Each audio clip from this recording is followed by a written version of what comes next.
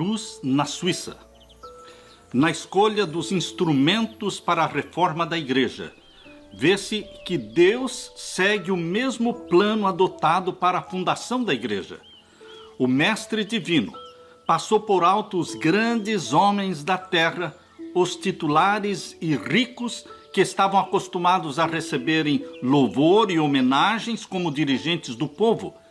Eram tão orgulhosos e confiantes em si próprios, na sua alardeada superioridade, que não poderiam ser levados a se simpatizar com os semelhantes e tornar-se colaboradores do homem humilde de Nazaré.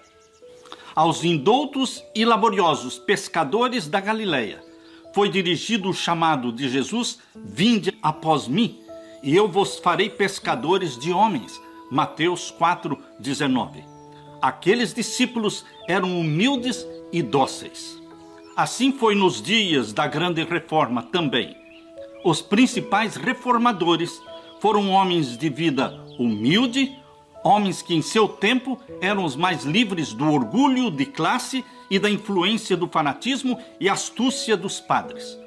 É plano de Deus empregar humildes instrumentos para atingir grandes resultados. Não será então dada a glória aos homens, mas a glória será dada àquele que por meio deles opera para o querer e o efetuar do seu próprio beneplácito. Poucas semanas depois do nascimento de Martinho Lutero, numa cabana de um mineiro lá na Saxônia, nasce agora, numa choupana de pastor, lá entre os Alpes, o jovem Ulrich Zwinglio. O ambiente onde Zwinglio viveu na meninice, em seus primeiros ensinos, foram de modo a prepará-lo para a missão futura. Ao lado da sua piedosa avó, Zwinglio ouvia as poucas e preciosas histórias bíblicas que ela rebuscava por entre as lendas e tradições da igreja. Com ávido interesse, ele ouvia acerca dos grandes feitos dos patriarcas e profetas, dos pastores que vigiavam seus rebanhos nas colinas de Belém, onde anjos lhes falaram sobre a criancinha de Belém e do homem do Calvário. Semelhante ao pai de Lutero, também o pai de Zwinglio queria dar para o filho uma boa educação. Na idade de 13 anos, Zwinglio foi enviado para Berna, que tinha agora a mais conceituada escola na Suíça. Ali, porém, se manifestou um perigo que ameaçava frustrar o seu promissor futuro. Decididos esforços foram feitos pelos frades para atrair Zwinglio para o convento. Os dominicanos de Berna viram que, se eles pudessem ganhar aquele bondoso e talentoso jovem estudante, eles conseguiriam tanto proveito como também honras. Sua idade juvenil, sua natural habilidade como orador, como escritor, o seu gênio para a música e para a poesia, seriam mais eficientes do que toda a pompa e ostentação para atrair o povo aos serviços religiosos e aumentar os proventos, as receitas da sua ordem. Pelo engano, lisonja, esforçaram-se por induzir Zwinglio para entrar para o seu convento. Lembre-se que Lutero, quando ainda estudava numa escola, ele foi sepultado numa cela de um convento e ter-se-ia perdido para o mundo se a providência divina o não tivesse libertado desta cela. Não foi permitido para Zwinglio encontrar o mesmo perigo de Lutero.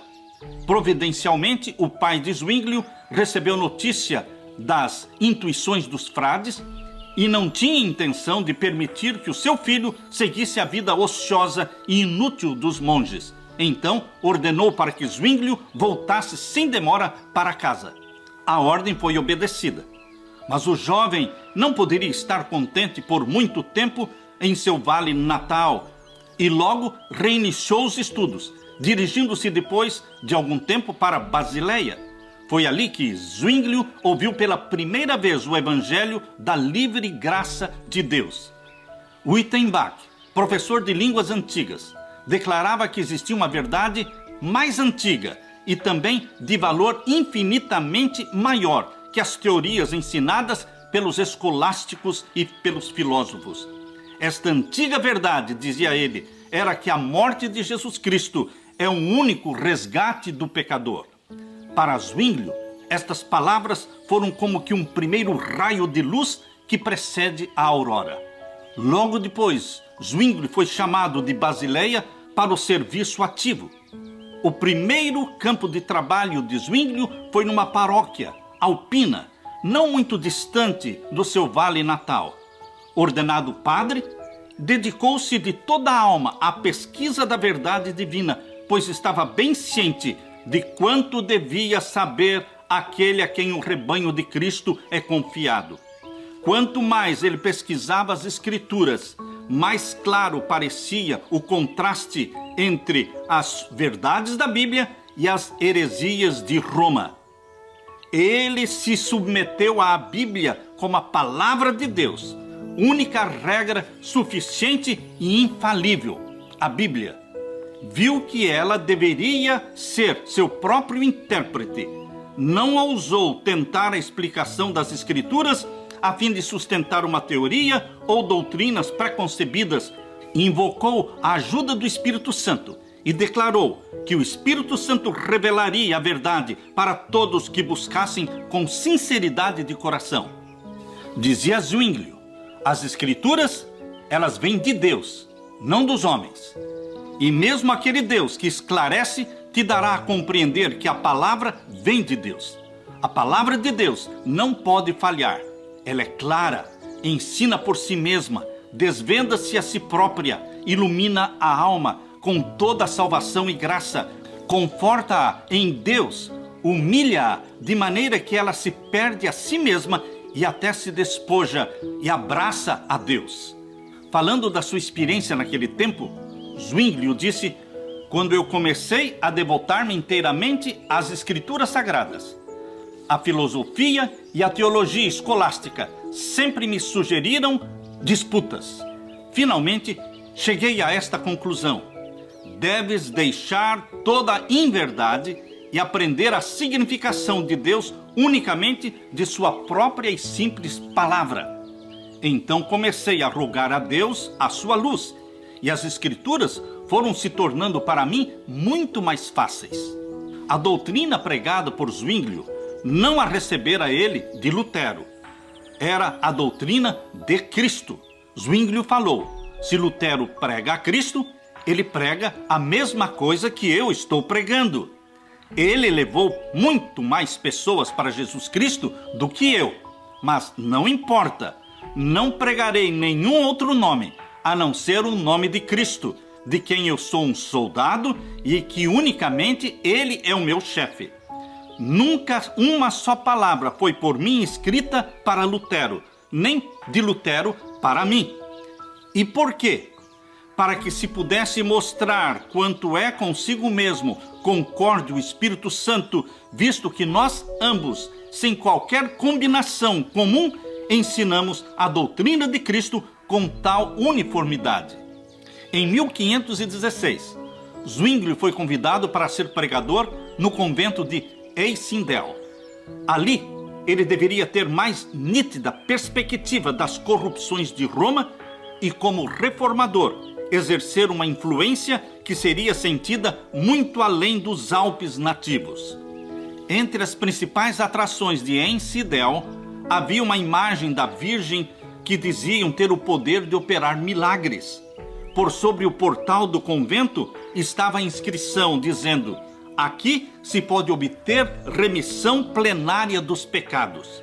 Em todo o tempo, eram muitos peregrinos que iam para este relicário da Virgem, mas na festa da sua consagração vinham multidões de todas as partes da Suíça e mesmo da França e Alemanha, e Zwinglio, grandemente aflito diante do que ele estava vendo, aproveitou a oportunidade para proclamar àqueles escravos das superstições a liberdade mediante o Evangelho de Jesus.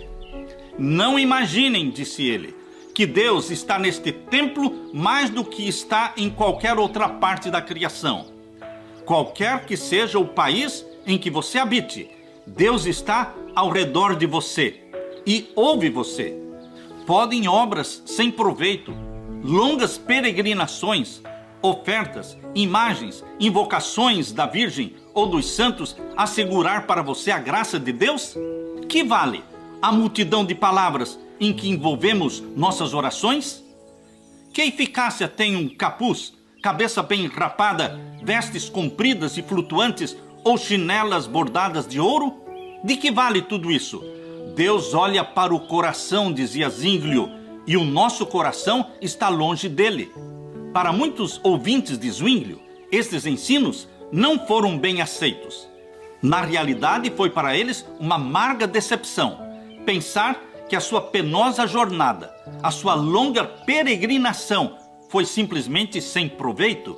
O perdão que livremente lhes era oferecido por meio de Jesus não podiam compreender. Estavam satisfeitos com o velho sistema.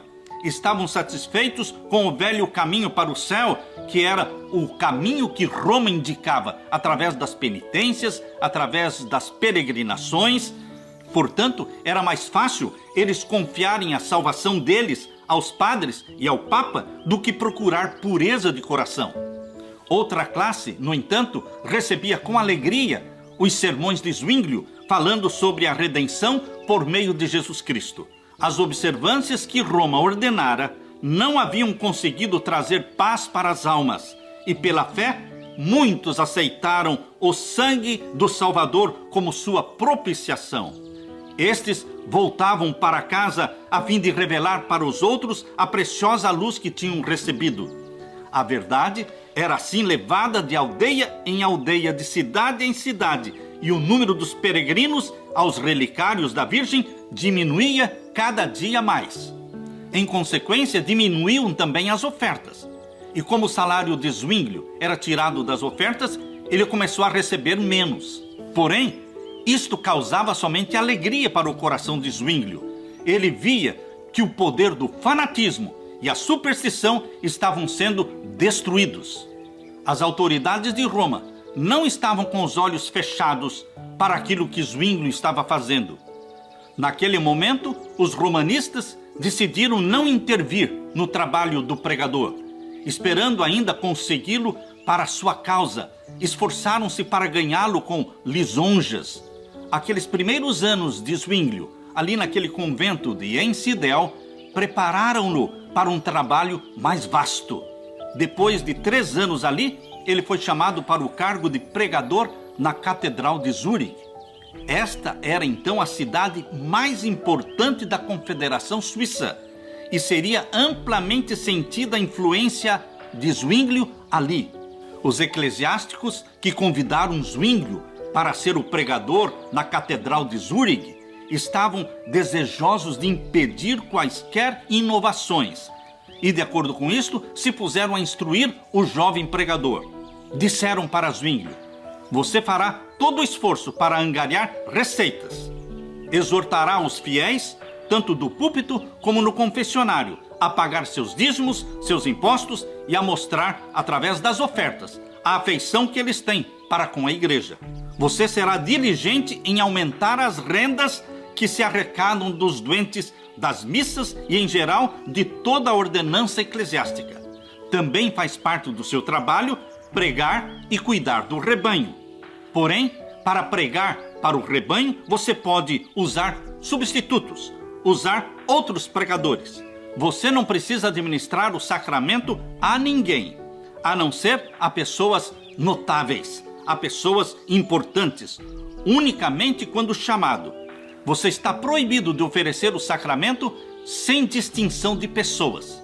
Zwinglio, queridos, ouviu aquelas ordens em silêncio e, em resposta, se pôs a explicar o método de ação que ele se propôs a fazer como pregador e pastor da Catedral de Zurique. Ele disse: a vida de Cristo tem por demasiado tempo sido oculta do povo. Eu vou pregar acerca do Evangelho de São Mateus, tirando unicamente das fontes das Escrituras, sondando suas profundidades, comparando uma passagem com a outra e buscando compreensão pela prece constante e fervorosa. À glória de Deus, ao louvor do seu único Filho, Jesus Cristo, é que eu consagrarei o meu ministério. posto que alguns dos eclesiásticos reprovassem este plano e se esforçassem por dissuadi-lo do mesmo, Zwinglio permaneceu firme. Já se havia despertado interesse nas verdades que ele estava ensinando para o povo. O povo estava fluindo, vindo para a igreja em grande número para ouvir as pregações do jovem pregador. Muitos que tinham deixado de assistir ao serviço religioso já não estavam mais frequentando a igreja há muito tempo. Agora estavam na igreja, ouvindo o jovem pregador. Iniciou seu ministério abrindo os evangelhos e lendo e explicando aos ouvintes a inspirada narrativa da vida, dos ensinos e da morte e da ressurreição de Jesus Cristo. Ali, como no convento anteriormente, ele apresentava a palavra de Deus como única e infalível autoridade e a morte de Cristo como único sacrifício completo. É a Cristo, dizia Zwinglio, que eu desejo conduzir vocês. A Cristo, a verdadeira fonte da salvação. O povo de todas as classes, desde estadistas, eruditos e até os operários e os camponeses, com profundo interesse escutavam as palavras. Muitos voltavam da catedral louvando a Deus, dizendo: este homem é um pregador de verdade, ele será nosso Moisés para tirar-nos das trevas do Egito. Mas, embora a princípio os trabalhos de Zwinglio fossem bem recebidos com grande entusiasmo, depois de algum tempo surgiu a oposição. Os monges puseram-se a entravar-lhe a obra e condenar-lhe os ensinos. Muitos o assaltavam com zombarias, com escárnios. Outros recorriam à insolência e ameaças. Zwinglio, porém, suportou tudo com paciência, dizendo: se desejamos ganhar os ímpios para Jesus, devemos fechar os olhos a muitas coisas. Por este tempo, um novo fator apareceu para promover a obra da reforma. Um amigo da fé reformada, lá de Basileia, enviou para Zurigue um certo homem chamado Luciano, com alguns dos escritos de Lutero, sugerindo que ele vendesse esses livros e poderia assim ajudar muito a difundir a reforma. Então este amigo de Basileia escreveu para Zwinglio dizendo: verifique se esse homem, Luciano, possui prudência e habilidades suficientes. Se assim for, ele que leve de cidade em cidade, de vila em vila, de aldeia em aldeia e mesmo de casa em casa, entre suíços, as obras de Lutero, e especialmente sua exposição sobre a oração do Senhor, escrita para os leigos. Quanto mais forem conhecidas, tanto mais compradores encontrarão. Na mesma ocasião, Roma prosseguiu com renovada energia a abrir o seu mercado para toda a cristandade, oferecendo por dinheiro o perdão. Todo pecado tinha seu preço, dizia Roma. Aos homens se concedia livre permissão para o crime, contanto que o tesouro da igreja estivesse cheio. Ambos os movimentos prosseguiram, um oferecendo o perdão do pecado por dinheiro, outro oferecendo o perdão dos pecados através do sangue de Jesus. Roma permitindo o pecado e dele fazendo sua fonte de renda. No entanto, os reformadores estavam a condenar o pecado e apontarem para Cristo como propiciação e único libertador do pecado. Na Alemanha, a venda das indulgências foi confiada aos frades dominicanos e foi liderada pelo infame Tetzel. Na Suíça, diferentemente, a venda das indulgências foi confiada aos franciscanos, liderados por um homem chamado Sansão, um monge italiano. Sansão já tinha conseguido imensas somas de dinheiro da Alemanha e da Suíça para encher o tesouro papal. Agora Sansão estava atravessando a Suíça, atraindo grandes multidões, despojando os pobres camponeses dos seus minguados ganhos e extorquindo ricos donativos das classes abastadas. A influência da reforma, porém, já se fazia sentir, limitando aquele comércio que era a venda das indulgências. Sansão e Zwinglio nunca se encontraram. Em Zurigue, Zwinglio pregou zelosamente contra a venda do perdão, contra a venda das indulgências, e quando Sansão se aproximou do lugar, foi enviado para fora da cidade sem vender um só perdão e logo depois deixou a Suíça. Em 1519, na Suíça, surgiu uma peste, chamada de Grande Morte, ceifando a vida de milhares de pessoas.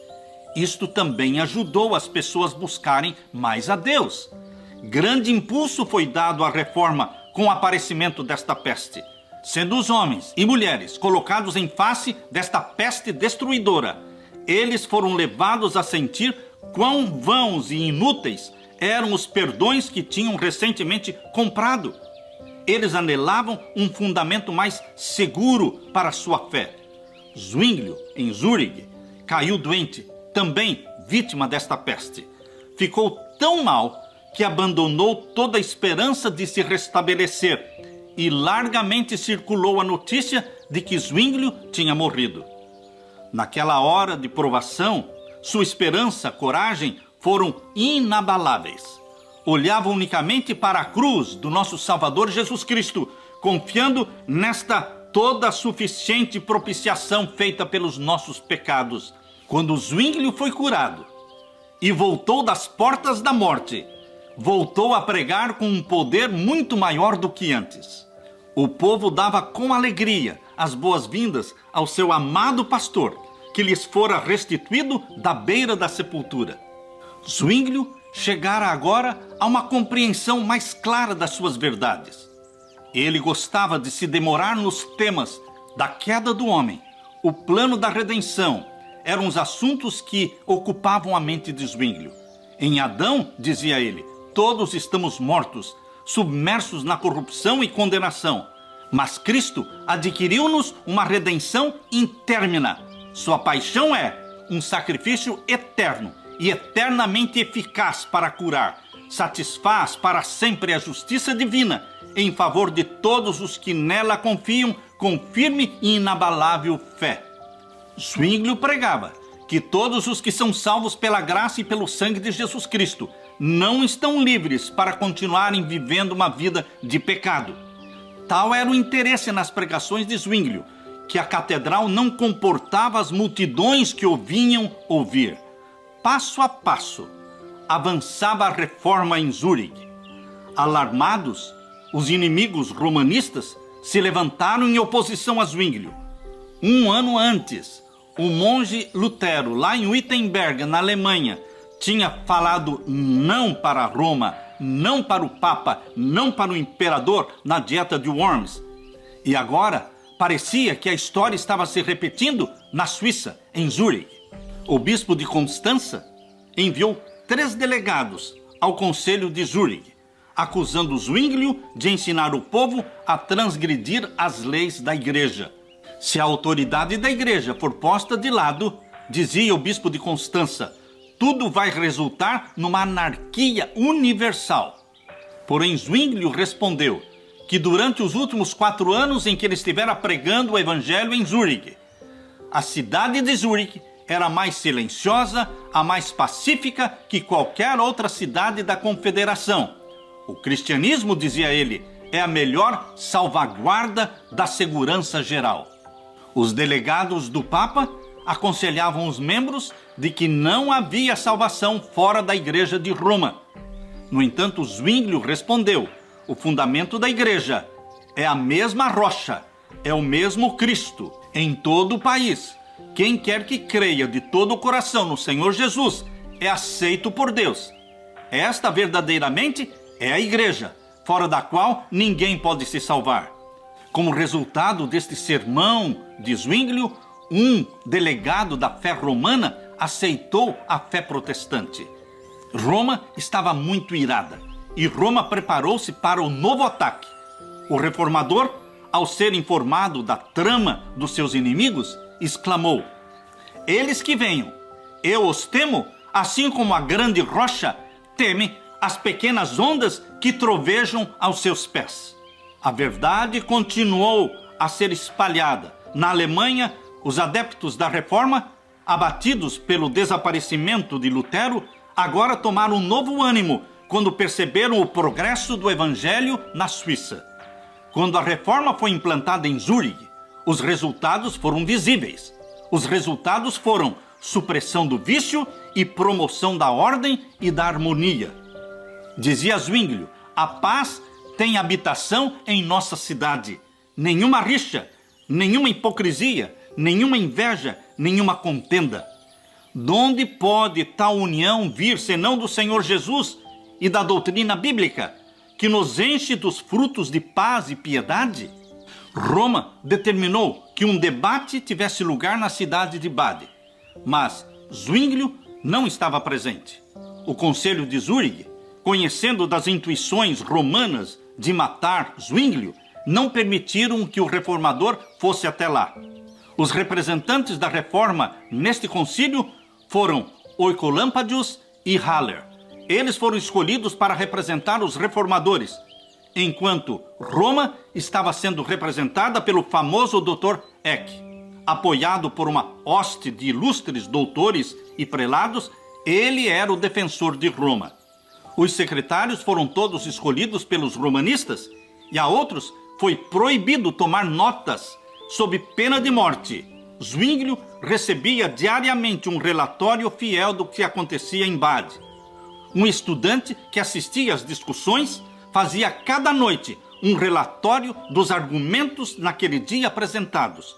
2 outros estudantes tinham a responsabilidade de levar estas anotações todas as noites até Zurigue, onde estava Zwinglio. Zwinglio lia e durante a noite respondia, e na manhã seguinte esses 2 estudantes voltavam para Bade, levando as respostas escritas por Zwinglio. Para iludir os guardas estacionados nas portas das cidades, que impediam as pessoas de entrarem e saírem, estes 2 jovens estudantes carregavam sobre as cabeças cestos com aves domésticas, e era assim lhes permitido passar sem impedimento. Assim, queridos, Zwinglio manteve a batalha com seus ardilosos antagonistas. Ele trabalhou mais com suas meditações, noites de vigília e conselhos que transmitia a Bade do que teria sido se ele estivesse presente no debate. Os representantes de Roma, certos do triunfo, contando a vitória antecipada, eles tinham ido para Bade ornamentados com as mais ricas vestes resplendentes de joias. Viviam luxuosamente e a sua mesa era servida com a mais custosa iguaria e seletos vinhos. Em assinalado contraste estavam os reformadores. Na conferência, o Dr. Eck, altivo e orgulhoso representante de Roma, subiu a um púlpito esplendidamente ornamentado, enquanto que o humilde representante da reforma estava ali mediocremente, pobremente vestido e foi obrigado a tomar um assento num banco de madeira. O Dr. Eck tinha uma voz de trovão e ilimitada confiança em si mesmo. Seu zelo e entusiasmo eram estimulados pelo ganho de ouro e também de muita fama. Quando melhores argumentos falhavam, Eck recorria a insultos e mesmo a blasfêmias.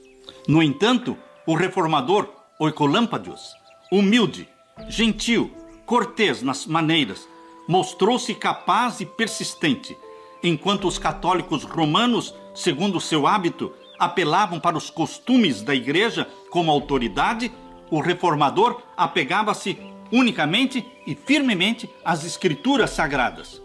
O costume, dizia ele, não tem força alguma em nossa Suíça. Em assunto de fé, a Bíblia é a nossa Constituição. O raciocínio calmo, claro, do reformador, tão gentil e modestamente apresentado, falava aos espíritos que se desviavam desgostosos das afirmações jactanciosas e violentas do Dr. Eck. A discussão continuou 18 dias. Em seu término, os representantes do Papa, com grande confiança, pretenderam a vitória. A maior parte dos delegados ficaram ao lado de Roma, e a Dieta declarou vencidos e derrotados os reformadores, e notificou que todos os reformadores, juntamente com Zwinglio, estavam separados da Igreja de Roma. A contenda resultou em forte impulso para a causa protestante, e não muito tempo depois, as importantes cidades de Berna e Basileia se declararam a favor da reforma protestante. Queridos, a reforma de nosso Senhor Jesus Cristo sempre contou com um número bem menor de pessoas, mais humildes, mais pobres, não jactanciosas, mas que confiavam inteiramente na palavra de Deus. Como no passado, diziam os reformadores, só a Escritura, unicamente a Bíblia. Assim também, você e eu deveremos manter o mesmo espírito, só a Escritura, unicamente a Bíblia. É a nossa regra de fé e prática. Lâmpada para os nossos pés é a tua palavra, e luz para o nosso caminho. Amém.